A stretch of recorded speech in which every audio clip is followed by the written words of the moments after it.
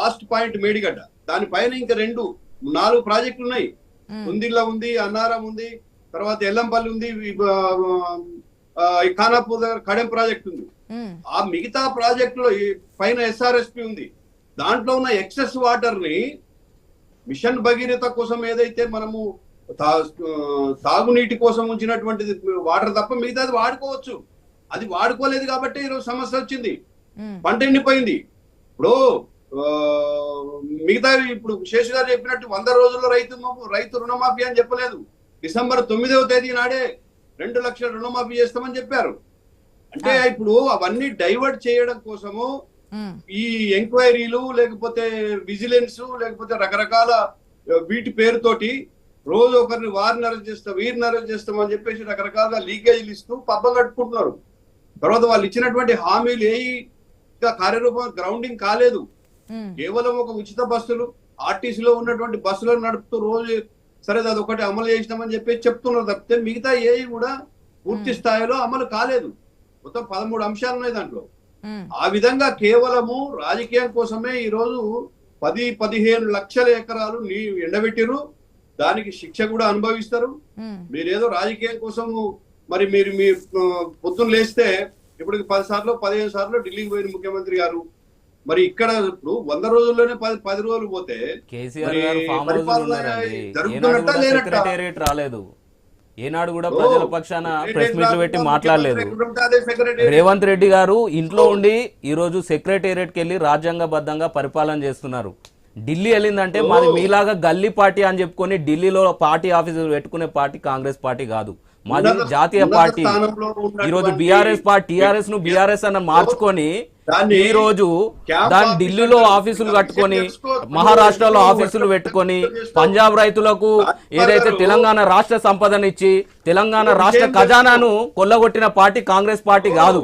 రైతుల గురించి మాట్లాడుతున్నారు మీరు. కాంగ్రెస్ పార్టీ మీరు రైతుల పక్షాన ప్రభుత్వాన్ని క్వశ్చన్ చేస్తే నిజంగా రైతులకు కష్టం ఉంటే మేము ఆ కష్టాన్ని తీర్చడానికి ప్రయత్నిస్తాం.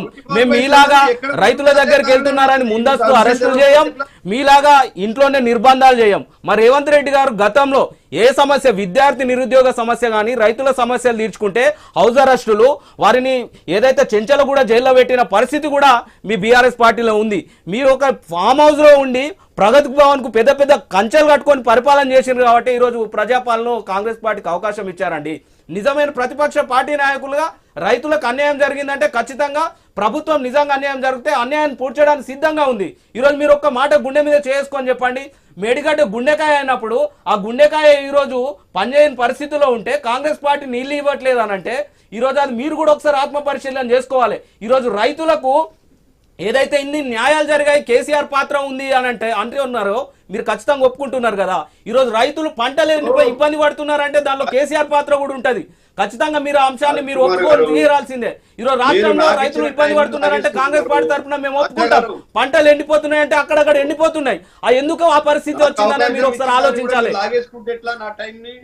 లేదు సార్, మేము చెప్తున్నాం, ఎందుకంటే ప్రజలు చెప్పాల్సిన అవసరం ఉంది. నేను ఏమంటున్నా అంటే ముఖ్యమంత్రి స్థాయిలో ఉన్న వ్యక్తులు లేకుంటే ప్రధానమంత్రి స్థాయి ఎక్కడ ఉంటే అదే కార్యాలయం, దాన్ని క్యాంప్ ఆఫీస్ అంటారు. మీరు తెలుసుకోండి. నేను ఏమంటున్నా అంటే సరే ఇక సెక్రటరియట్ రాలేదా, లేకుంటే ఫామ్ హౌస్ ప్రజలకు మేలు జరిగిందా లేదా, అన్ని వర్గాలను సమదృష్టితోటి అప్గ్రేడ్ చేసిండ్రా లేదా. ఇవాళ దేశంలో ఉన్నటువంటి పర్ క్యాపిటా ఇన్కమ్ తీసుకుంటే తెలంగాణ టాప్ లో ఉంది, one of the top state. 3 లక్షల పర్ క్యాపిటా. మరి ఎట్లొచ్చింది ఇదంతా? 3 కోట్ల టన్నులు మరి ఆ రోజు పంటలు పండించినాం. ఈ రోజు మీరు దానికన్నా మంచి పర్ఫార్మెన్స్ చూపియండి, మంచి పేరు తెచ్చుకోండి, పరిపాలన మీద దృష్టి పెట్టండి. మీరు ఒక్క మాట చెప్పండి, మిషన్ భగీరథ అని గొప్పగా చెప్పుకుంటున్నారు కదా మీరు. ఇంటింటికి నల్ల ఇవ్వండి, మేము ఓట్లే అడగమని చెప్పి 2018లో ఏదైతే ముందస్తు ఎలక్షన్ పోయే ముందు కేసీఆర్ గారు చెప్పారు. ఇప్పటికీ మనం గ్రామాలలోకి వెళ్దాం, ఇంటింటికి నీళ్ళు ఇచ్చిర్రా, ఇంటింటికి ఇంటి ముందట పైపులు తవ్వి కమిషన్లు తీసుకున్నారు అనేది ప్రజలే చెప్తారు. రైతులను నిండా ముంచిన పార్టీ బీఆర్ఎస్ పార్టీ. ఈరోజు కాళేశ్వరం ప్రాజెక్టు వల్ల మా మంచిర్యాల జిల్లాలో మేడం దాదాపు 1000 ఎకరాల పంట నష్టం జరిగి పంటలే కాకుండా ఇల్లు కూడా మునిగిన పరిస్థితి. ప్రజలు ఏదైతే కాళేశ్వరం బ్యాక్ వాటర్ వల్ల ఇది మన చెన్నూరు కానీ మంచిర్యాల నియోజకవర్గంలో దాదాపు 1000 ఎకరాల పంట మునిగిందండి. మాకు పక్కనే గోదావరి ఉన్నా కూడా మాకు ఇప్పటికి కూడా నీళ్ళు ఇవ్వలేని పరిస్థితి ఉంది. కాళేశ్వరం ప్రాజెక్టు ద్వారా, మేడిగడ్డ ద్వారా, సుందీల అన్నదానం ద్వారా కేసీఆర్ ఫామ్ హౌస్ కు నీళ్లు పోతాయి. పక్కనే గోదావరి నీళ్లున్న మా మంచిర్యాలకు మాత్రం ఇప్పటికి కూడా నీళ్ళు ఇవ్వరు పరిస్థితి సృష్టించింది ఎవరు? ఉమ్మడి ఆదిలాబాద్ జిల్లాను ఎండబెట్టింది ఎవరు? ప్రాణహిత చేవెళ్ల ప్రాజెక్టు ద్వారా మీరు వచ్చినది ఇప్పుడు ఈ ప్రాబ్లమ్స్ అన్ని క్లియర్ చేస్తారా? 100% మాకు సమయం ఉంది కదా.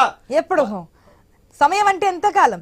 ఈ 10 సంవత్సరాల్లో రాష్ట్ర విభజన తర్వాత 10 సంవత్సరాలు బీఆర్ఎస్ అంటే టీఆర్ఎస్ బీఆర్ఎస్ గా మారిన తర్వాత ఏం చేయలేదు అని చెప్తున్నారు. మీరు వచ్చినది ఇంకా 5 సంవత్సరాలు ఉంటుంది కాబట్టి అప్పటి వరకు చూస్తూ ఉంటారు, లేదంటే నెక్స్ట్ ప్రాసెస్ ఏదైతే సమస్యలు ఉంటే దాని ప్రకారం చేసుకుంటూ పోతారు. ప్రెసెంట్ ఇప్పుడు రైతులకు ఉన్నటువంటి కష్టం వాటర్, దానికి ఆల్టర్నేట్ సొల్యూషన్ ఏమైనా చూపిస్తున్నారా లేదా? కేసీఆర్ గారు తీసుకున్న నిర్ణయాన్ని మేము స్వాగతిస్తాం. కేసీఆర్ గారు ప్రతిపక్ష నాయకుడుగా ఈ రోజు వచ్చారు కదా, వారు తీసుకున్న నిర్ణయాన్ని స్వాగతిస్తాం. రైతుల కష్టాలను తీర్చే ఒక విషయం క్లారిటీ ఇస్తున్నారంటే చెప్పండి. ఇప్పుడు మిషన్ భగీరథ దానికి స్టడీ చేయమని నాకు ఏమంటున్నా అంటే తమ్ముడు రాజ్ కుమార్ కి ఇంకా భవిష్యత్తు ఉన్నది. 9 ప్రాజెక్టులలో డెడ్ స్టోరేజ్లలో బావిలు తవ్వి 2 సంవత్సరాలు 3 సంవత్సరాలు కరువు వచ్చినా కూడా ఆ డెడ్ స్టోరేజ్ నుంచి నీళ్ళు ఇవ్వచ్చు. ఇంటింటికి పైప్ లైన్ వేసాము. మిషన్ భగీరథ ఎక్కడికక్కడ స్టోరేజ్ ట్యాంకులు ఉన్నాయి. దానికి కావాల్సింది ఏంటంటే నిరంతరము ఒక 3-4 గంటలు ఇంటరప్షన్ లేకుండా కరెంట్ ఇవ్వాలి. లేకుంటే ఏమవుతుందంటే 2 గంటలు నడిచిన వాటర్ కూడా మధ్యలో ½ అన్ అవర్ కరెంట్ లేకుంటే బ్యాక్ వెళ్ళిపోతాయి. బికాస్ ఆఫ్ దట్ ఇవాళ వాళ్ళు ఫెయిల్ అయ్యారు. ఆ విషయాన్ని ఇప్పటికైనా మీరు రెక్టిఫై చేసుకోండి. అల్టిమేట్ గా ప్రజలు ఇబ్బంది పడతారు. మీరు రాజకీయం కోసము నీళ్ళు ఇవ్వకపోతే అంతకుముందు ఇవ్వలేదా? మీరు నిష్పక్షపాతంగా మీరు చేయండి. మీ ఐ న్యూస్ ద్వారా మీరు సర్వే చేయించండి. మీకు ఎక్కడికక్కడ రిపోర్ట్లు ఉన్నారు కదా, గతంలో ఇచ్చామా లేదా? ½ అన్ అవర్ 15 నిమిషాలు గంటలో ఇచ్చినాం కదా, ఇప్పుడు ఎందుకు ఇవ్వలేకపోతున్నారు? ఇప్పుడు మళ్ళా ట్యాంకర్ల ద్వారా నీళ్ళు తెచ్చుకునే పరిస్థితి ఎందుకు వచ్చింది? కాబట్టి ఆ ఒక్క విషయంలో దయచేసి నల్ల నీళ్ళు ఇచ్చేది ఉంటే ఈ రోజు ట్యాంకర్లు ఎందుకు వస్తాయండి? మీరు ఒక సమాధానం చెప్పండి. మీరు ఇస్తలేరు, ఎవరు ఇస్తలేదు. ఇంటింటికి నల్ల నీళ్ళు వస్తే రెగ్యులర్ గా ఇవ్వాల్సిన అవసరం లేదు, అధికారులే నీళ్లు విడుదల చేస్తారు. మీరు ఇంటింటికి నీళ్లు ఇవ్వలేదు కాబట్టి ఎండాకాలం వచ్చిందని అంటే ట్యాంకర్లు పెట్టి నీళ్ళు ఇచ్చే పరిస్థితి వచ్చింది. మరి ప్రజల గొంతులు కూడా ఎండబెట్టమంటారా? కరెంటుని మీరు నిరంతరాయంగా ఇస్తే ఆ పరిస్థితి రాదు అని చెప్తున్నాను. ఏది కరెంటుకు ఇప్పుడు ఒకటి మీరు వాస్తవాలు మాట్లాడండి. రైతులకు ఈ రోజు పంట ఎండిపోయిందని అంటే మేము దాన్ని నిజంగానే రైతులకు నష్టం జరిగితే మేము ఒప్పుకుంటామండి. ఈ రోజు మీరు నిజంగా ఇంటింటికి నల్ల నీరు వస్తే మన వార్డులలో నీళ్ల ట్యాంకులు ఎందుకు వచ్చే పరిస్థితి వచ్చేది? మీరు సమాధానం చెప్పండి. ఈ రోజు మిషన్ కాకతీయ ద్వారా చెరువుల కబ్జాలు జరిగినాయి తప్ప మీరు చెరువుల పునరుద్ధరణ చేసేది, నీళ్లు ప్రజలకు నీళ్లు అందించేది ఉంటే ఈ రోజు ట్యాంకర్లు వచ్చే పరిస్థితి ఎందుకు వచ్చే సమాధానం చెప్పండి. మీరు సమాధానం చెప్పండి. మిషన్ భగీరథ ద్వారా వస్తున్నాయా? మిషన్ భగీరథ ద్వారా నీళ్ళు వస్తున్నాయా? వాటర్ ట్యాంకులు ఎందుకు వస్తున్నాయి? నేను అడిగేది మీరు అడిగేదానికి చెప్తున్నా కదా. మేము అడిగేది కూడా అదే. అవును, ఇప్పుడు ఎప్పుడు లేని ఇప్పుడు ట్యాంకర్లతో అవసరం ఏమొచ్చింది? మిషన్ భగీరథను ఎందుకు ఉపయోగించుకుంటలేరు? మిషన్ భగీరథ అనేది ఒక అట్టర్ ఫ్లాప్. అది కమిషన్ భగీరథ అండి. ఇప్పటికైనా ఒప్పుకోండి, అది కమిషన్ భగీరథ. మిషన్ భగీరథ అనేది కేసీఆర్ కాసులు, కేసీఆర్ కుటుంబానికి ఫామ్ హౌస్ నీళ్ళు ఇచ్చిందేమో గానీ గ్రామాలలో ప్రజలకు మిషన్ భగీరథ ద్వారా ఇంటింటికి ఇప్పటికీ నల్ల నీళ్లు రాలేదు.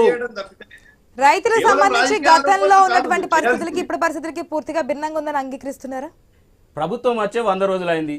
ఈ గతంలో గతం అని మాట్లాడకండి రాజ్ కుమార్ గారు. గతము ఇప్పుడు అంటే అది కంటిన్యూ ప్రాసెస్ కదా. అవును, గతం కంటే ఇప్పుడు ఇంకా బాగా చేయాలి కానీ ఎందుకు ఈ విధంగా కేసీఆర్ గారు రాష్ట్రంలో రైతులకు బాగు చేశారని మీరు ఇంత డిమాండ్ చేస్తున్నారు. ఇప్పుడు జరిగే నష్టంలో కూడా కేసీఆర్ గారికి పాత్ర ఉందా లేదా అనేది కూడా మీరు నిజాలు చెప్పండి. 9.5 ఏళ్లలో ఎప్పుడన్నా హైదరాబాద్ లో కరెంట్ పోయిందా? ఆశా గారు అబ్బా కరెంటే పోలేదు. కరెంటే పోలేదా? అడగండి, సాధారణ వ్యక్తులను అడగండి. కేసీఆర్ గారు మాట్లాడుతుంటే సభలలో కూడా కరెంట్ పోయిన హైదరాబాద్ లో అదే కదా, అదే క్వశ్చన్ చేస్తున్నారు కేసీఆర్ కూడా. ఎప్పుడు పోతుందో తెలియదని చెప్పి కేసీఆర్ కూడా అదే అంటున్నారు. స్థానికంగా అక్కడక్కడ విద్యుత్ శాఖ అధికారులు మరమ్మతులు చేసి ఉంచమంటారా అండి? ఆ కరెంట్ తీగలు వైర్ల కింద